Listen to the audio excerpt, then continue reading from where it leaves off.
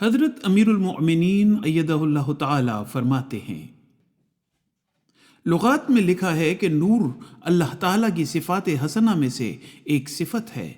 اور النور ابن اسیر کے نزدیک وہ ذات ہے جس کے نور کے ذریعے جسمانی اندھا دیکھتا ہے اور گمراہ شخص اس کی دی ہوئی سمجھ سے ہدایت پاتا ہے۔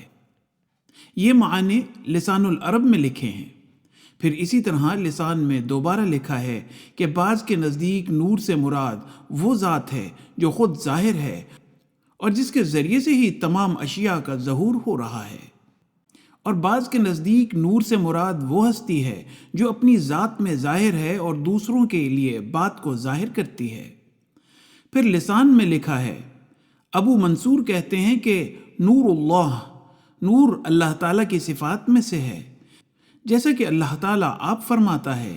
اللہ نور السماوات والارض، سورہ النور آیت نمبر 32۔ اس آیت کی تفسیر کرتے ہوئے بعض کا خیال ہے کہ اس کے معنی ہیں کہ اللہ ہی ہے جو آسمان میں رہنے والوں اور زمین میں رہنے والوں کو ہدایت دینے والا ہے، اور بعض کے نزدیک مثل نورہ مشکاۃ فیہا مصباح، سورہ النور آیت نمبر 36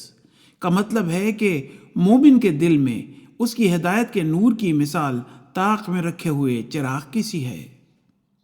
حوالہ خطبہ جمعہ فرمودہ 4 دسمبر 2009، مطبوعہ الفضل انٹرنیشنل 25 دسمبر 2009۔